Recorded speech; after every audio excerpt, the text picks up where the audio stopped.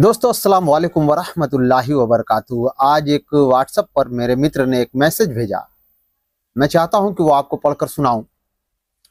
दिमागी सोच और इस्लाम।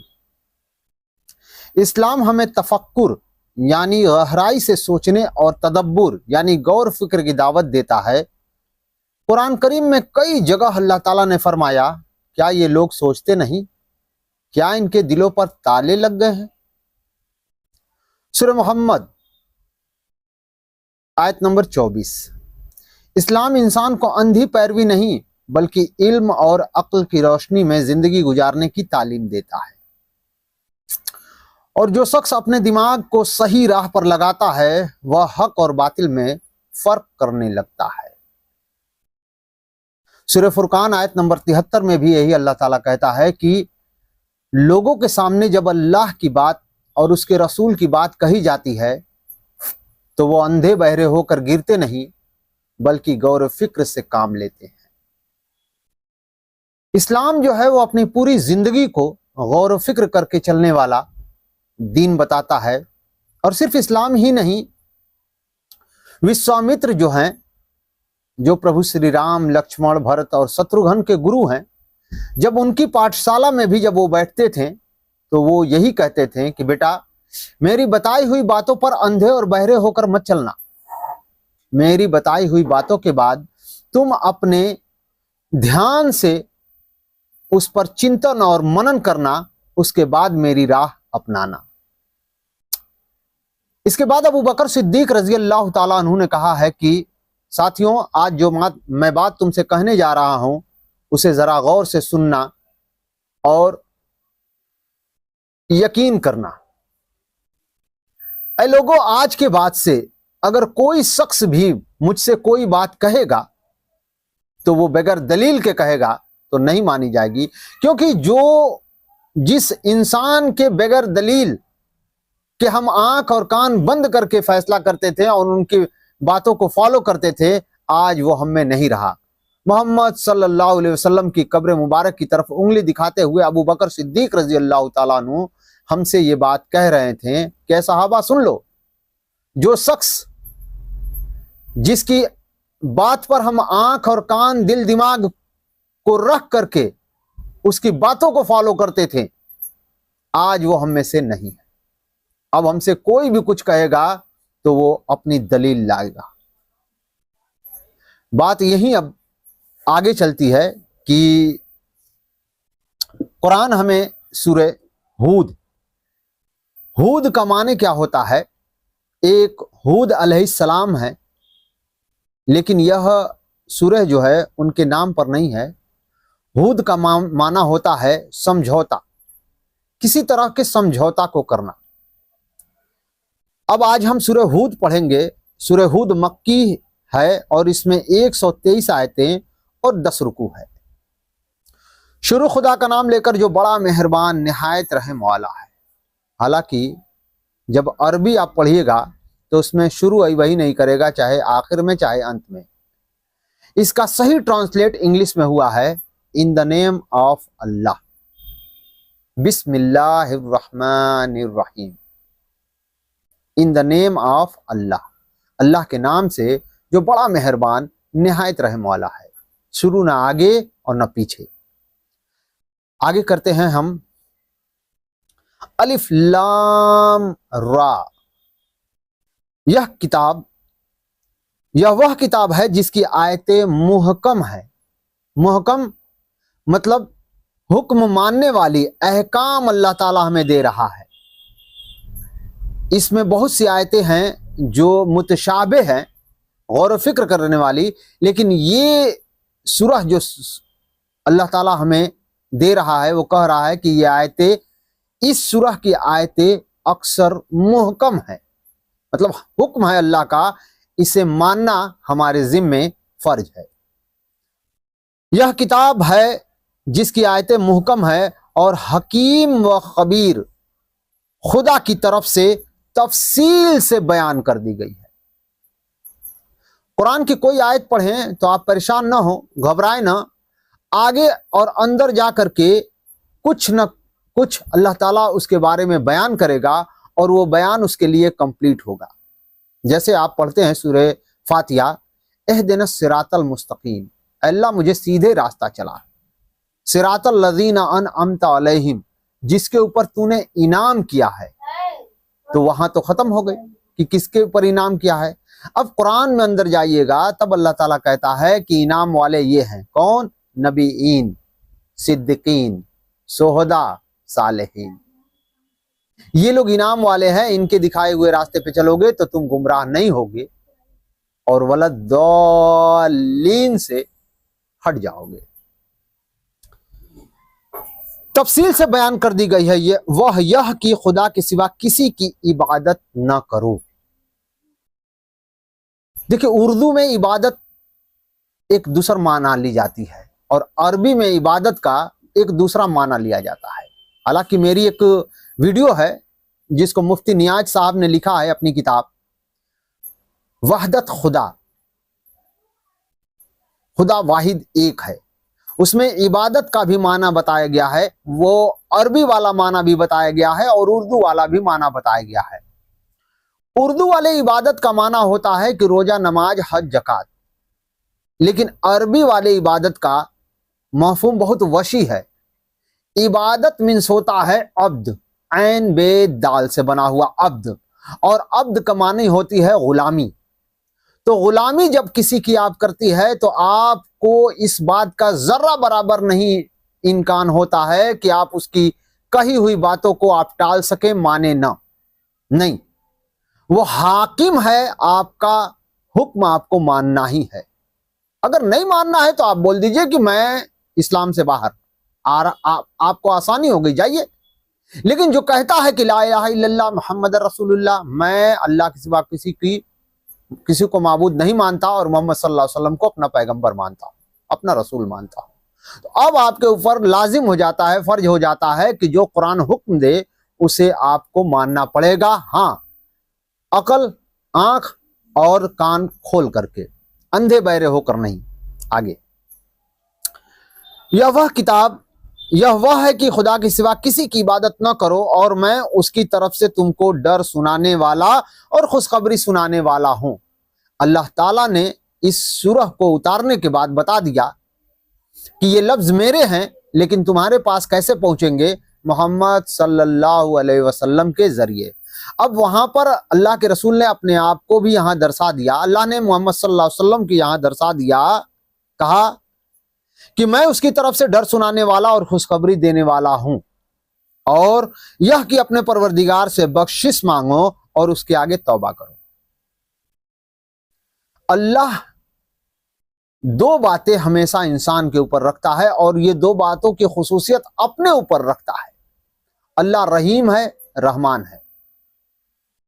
ابھی آپ نے سنا اوپر حکیم ہے، خبیر ہے، علم والا ہے، وسعت والا ہے.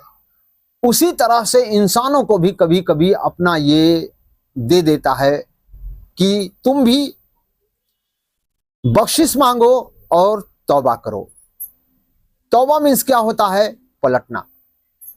اے لوگو، جب تک یہ کتاب تمہارے پاس نہیں پہنچی تھی، میرا حکم اور میرا رسول تم تک نہیں پہنچا تھا، تب تک تو کوئی بات نہیں ہے. جو بھی تم نے پیچھے غلطی کر رکھی ہے اس کے لیے بخشش مانگو اور توبہ کرو، پلٹو میری طرف کہ تمہیں مغفرت کیا جائے. وہ تم کو ایک مقرر وقت تک نیک پوجی سے بہرہ مند کرے گا اور ہر بزرگی والے کو اس کی بزرگی کی داد دے گا.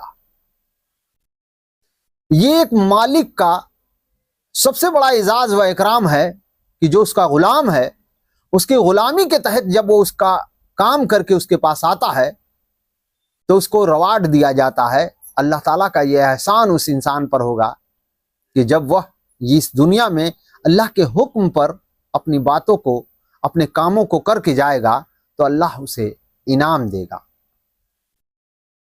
اور اگر روگردانی کرو گے تو مجھے تمہارے بارے میں قیامت کے بڑے دن کے عذاب کا ڈر ہے. یہ حکم سنانے والے کون تھے؟ محمد صلی اللہ علیہ وسلم.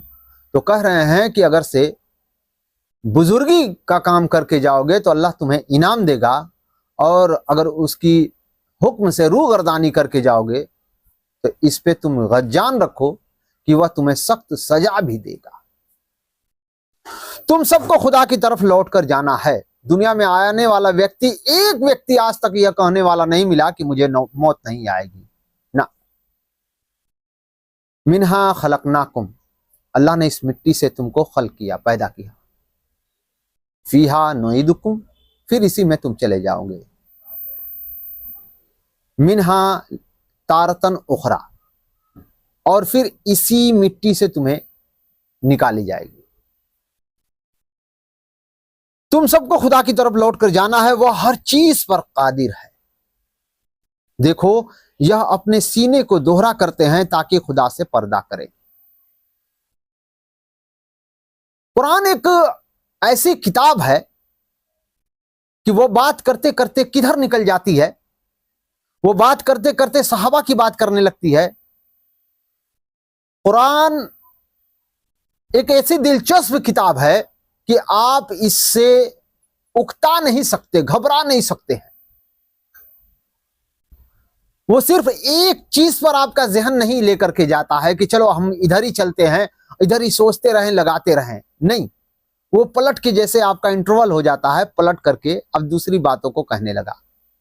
صحابہ رضی اللہ تعالیٰ عنہ کے بیچ آپ صلی اللہ علیہ وسلم بیٹھتے تھے اور باتیں کیا کرتے تھے کہ تم جس حال میں بھی رہو اللہ تمہیں دیکھتا ہے۔ تو اب صحابہ رضی اللہ تعالیٰ عنہ جب بیت الخلاء کے لیے جاتے تو وہ اپنے آپ کو ایسے چھپاتے تھے کہ اللہ ہمیں دیکھ نہ لے۔ اس بات پر اللہ تعالیٰ نے یہ آیت نازل کر دی کہ دیکھو یہ اپنے سینے کو دوہرا کرتے ہیں تاکہ خدا سے پردہ کرے۔ سن رکھو کہ جس وقت یہ کپڑوں میں بھی اگر لپٹے رہتے ہیں تب بھی میں انہیں ویسے ہی دیکھتا ہوں جیسے یہ بغیر کپڑے کے ہیں۔ وہ ان کی چھپی اور کھلی باتوں کو جانتا ہے، وہ تو دلوں تک کے حال سے آگاہ ہے۔ اللہ ایسا باریک بین ہے، ایسا وہ کھلا ہے، ایسا وہ حاضر ہے جیسا کوئی حاضر نہیں، ایسا وہ غائب ہے جیسا کوئی غائب نہیں۔ تو ہمیں یہ جو شرم ہے وہ پہلے تو انسانوں سے رکھنی ہے۔ اور اس بات کو میں بتا دوں کہ عثمان رضی اللہ تعالیٰ عنہ کا یہ واقعہ ہے کہ آپ صلی اللہ علیہ وسلم کی لگ بھگ ران پنڈلی کھلی ہوئی تھی اور وہ ایسے ہی بیٹھے تھے، تو صحابہ آئے اور ویسے ہی تھے، پھر کوئی صحابہ آیا پھر ویسے ہی تھے۔ لیکن جب عثمان رضی اللہ تعالیٰ عنہ انٹری کرتے ہیں تو آپ صلی اللہ علیہ وسلم نے اپنی پنڈلی کو ڈھک لیا۔ صحابہ نے پوچھا یا رسول اللہ ہم لوگ آئیں تو آپ نے اپنی پنڈلی کو نہیں ڈھکا، اور جب عثمان رضی اللہ تعالیٰ عنہ انٹری کیے تو آپ کہا کہ وہ اتنے پردے والے ہیں، اتنے شرم والے ہیں کہ ان سے فرشتے بھی شرماتے ہیں، تو پھر میں کیوں نہ شرماؤں۔ الحمدللہ۔ ایک اور باتیں آگے ہے کہ شرم ایمان آدھا ہے۔ جس انسان کے اندر سے شرم نکل گئی تو اللہ کہتا کہ وہ کچھ بھی کر سکتا ہے۔ تو شرم ایک بہت بہترین چیز ہے۔ اور ایک بات اور میں رکھنا چاہتا ہوں کہ اللہ کے رسول صلی اللہ علیہ وسلم نے جبرائیل سے پوچھا کہ اے جبرائیل اب تمہارا دنیا میں آنا ہوگا کہ نہیں، کیونکہ آخری وہی جب آئیں اور اللہ کے رسول کو پہنچا دیے تو اب وہ کہیں کہ اب ہمیں اس دنیا میں نہیں آنا ہوگا۔ تو اللہ کے رسول صلی اللہ علیہ وسلم نے پوچھا جبرائیل اب تمہیں اس دنیا میں آنا ہوگا کہ نہیں؟ کہا یا رسول اللہ ایک بار اور آؤں گا۔ پوچھا کب؟ اس دنیا سے حیا اٹھا کر لے جاؤں گا، شرم اٹھا کر لے جاؤں گا۔ اے لوگو، اگر اپنے نبی کی سنتوں سے، صحابہ کی سنتوں سے تمہیں شرم کا ذرہ برابر بھی دل میں احساس ہے تو اللہ سے شرم کرو۔ شرم کرنے والوں کو وہ ایمان کی دولت سے نوازے گا۔ اور زمین پر کوئی چلنے پھرنے والا نہیں مگر اس کی روزی خدا کے ذمے ہے۔ اللہ بار بار اس بات کو کہتا ہے کہ ہر انسان کی روزی جو ہے وہ اللہ کے ذمے ہے۔ پھر تم کیوں مرے جاتے ہو روزی کے چکر میں؟ کیا تم بتانا چاہتے ہو اللہ سو؟ अल्लाह को तुम यह बताना चाहते हो कि अल्लाह आज जो तूने मुझे रोजी दिया है वो तुम्हें समझ में नहीं आया, मेरी रिस्क ज्यादा था और तूने मुझे नहीं दिया, अब मैं 24 घंटा इसमें लग करके अपनी रिस्क को बटोर लूंगा, खींच लूंगा। नहीं, ऐसा ना करो, अपने ऊपर जुल्म ना करो। कुछ हिस्से रिस्क के लिए और कुछ हिस्से अल्लाह की इबादत के लिए और कुछ हिस्से अपने लिए। तवक्कल करो अल्लाह पर। वो कहता है कि तुम देखते नहीं परिंदे अपने रिस्क के लिए क्या करते हैं, तवक्कल करते हैं अल्लाह पर। उसी तरह तुम भी रिस्क के लिए तवक्कल रखो अल्लाह पर।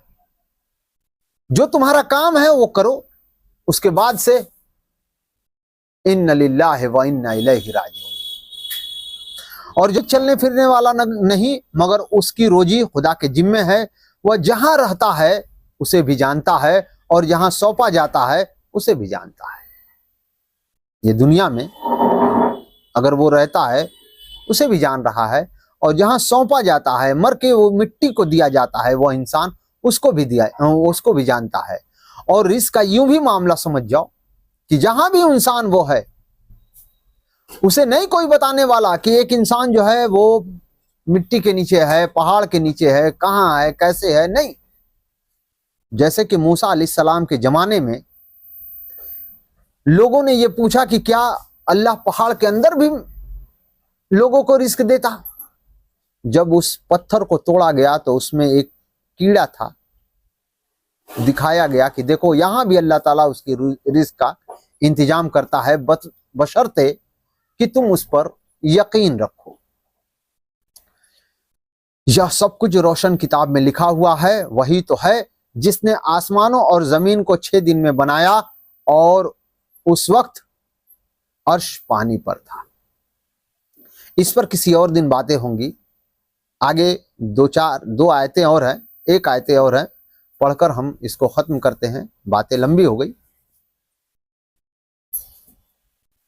तुम्हारे पैदा करने से मकसूद यह है कि तुमको आजमाए।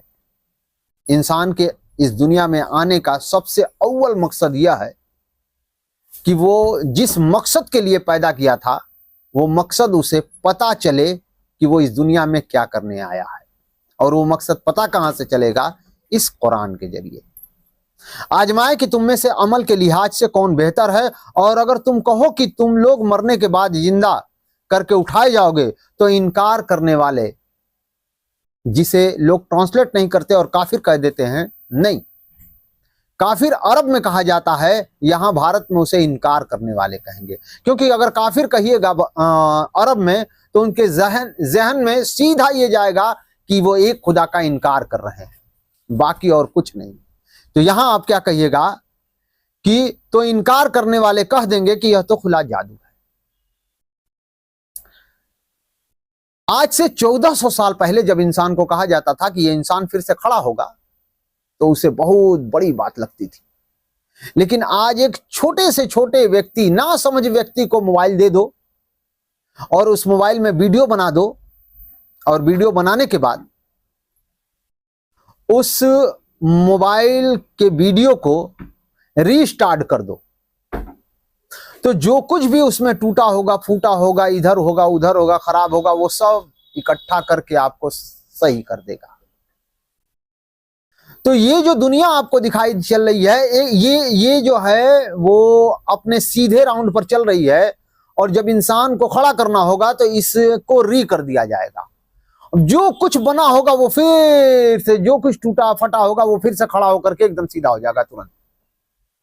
इसको समझने के लिए यूं भी आप जाइएगा कि जब गीता देखिएगा, यानी महाभारत जब देखिएगा, ये राही मासूम रजा का जो बना हुआ है, उसमें प्रभु श्री कृष्ण अर्जुन को ये दिखाते हैं कि देखो जितने लोग तुमसे युद्ध करने वाले हैं वो सब के सब मारे जा चुके हैं। और जब यह बात श्री कृष्ण अर्जुन को दिखाते हैं कि वो जो विराट रूप जब बनाते हैं, उस विराट रूप में से एक मुंह जो है, उस मुंह में से आग निकलता है, और जितने भी कौरव के महारथी हैं, जैसे कि भीष्म पितामह हैं, द्रोणाचार्य हैं, कृपाचार्य हैं, और दुर्योधन हैं, अंगराज कर्ण हैं, अश्वत्थामा हैं, जयद्रथ हैं, ये सब उसी मुख में जा रहे हैं। तो अर्जुन बड़े आश्चर्यचकित होकर के पूछते हैं कि हे कृष्ण, ये मैंने देखा कि ये सब के सब उस मुख में जा रहे हैं। कहा? हाँ, ये सारे मर चुके हैं। ये जो तुम अभी पिक्चर देख रहे हो, ये जो तुम्हें कार्य करने को कहा जा रहा है, तुम करो या ना करो, ये सब चीज हो चुका है। इस तरह से ये कुरान बार बार आपसे कहता है कि तुम एक बार फिर उस आजमाइश में उतारे गए हो कि यहां फ्री विल दे करके आपको कि आप जो हो उसको एकदम आजादी है, जो चाहे कर सकते हो। बढ़ाओ अल्लाह की तरफ या चले जाओ शैतान की तरफ। और तुम्हें ये लग रहा है कि हम कैसे जिंदा होंगे। आज के समय का इंसान तो एकदम फटाक से किसी को जिंदा कर सकता है। मेरे सामने लाओ, मैं लोगों को 1 सेकंड में मारूंगा, उसको वीडियो बनाऊंगा, दूसरे ही सेकंड जिंदा कर दूंगा। आप देखते हो कि हर पिक्चर में अमरीश पुरी मरता है और जिंदा होता है, डैनी मरता है और जिंदा होता है, हर पिक्चर में। उसी तरह अल्लाह ताला कहता है कि ये भी मेरी एक पिक्चर है जिसको मैंने स्टार्ट किया है, और जब मैं री करूंगा इसको फिर मैं तुम्हें दिखा दूंगा। और अगर एक तय मुद्दत तक हम उन पर अजाब को रोक दें तो कहेंगे कि कौन सी चीज अजाब को रोके हुए है। देखो, जिस दिन वह उन पर वाक़े होगा फिर टलने का नहीं, और जिस चीज का मजाक उड़ाया करते थे वह उनको घेर लेगी। फिल्म में अगर से विलन जो है वो हंसता है, ठहाका लगाता है कि ना, मेरी ही मर्जी चलती रहेगी और मैं हमेशा से, जैसे इस फिल्म में मैं राजा हूं, मैं मंत्री हूं, तो ये हमेशा से चलता रहेगा। लेकिन उसे यह एहसास नहीं होता है कि ये फिल्म 3 घंटे का है, स्टेज बंद कर दिए जाएंगे और आपको वापस अपने घर जाना होगा। उसी तरह अल्लाह ताला कुरान में बताता है कि ऐ इंसान, तुमको कुछ मुद्दत के लिए मैंने यहाँ पर दुनिया में भेजा है कि तुम अपना काम कर लो, वरना अगर बैठे रहोगे, खड़े रहोगे, चलते रहोगे, किसी भी हाल में तुम रहोगे, तुम्हारा मुद्दत बीतता रहेगा और एक समय आएगा कि खत्म कर दिए जाओगे और तुमको फिर से उठाया जाएगा। आज हमने सूरह हूद की 8 आयतें पढ़ी हैं, इस पर गौर किया है। आपको भी इसमें शामिल होना है तो आप बताएं मुझे, मुझसे अच्छे आप जानकार हो सकते हैं। हम एक तालिबे इल्म हैं, कुरान को पढ़ते हैं, समझते हैं और अल्लाह की मदद मांगते हैं कि अल्लाह इस कुरान को समझने और पढ़ने की तौफीक अता फरमा, इसको मेरा रहनुमा बना दे, इसको मेरा हादी बना दे, इसको मेरा इमाम बना दे। व आखिर दावाना अनिल हम्दुलिल्लाहि रब्बिल आलमीन।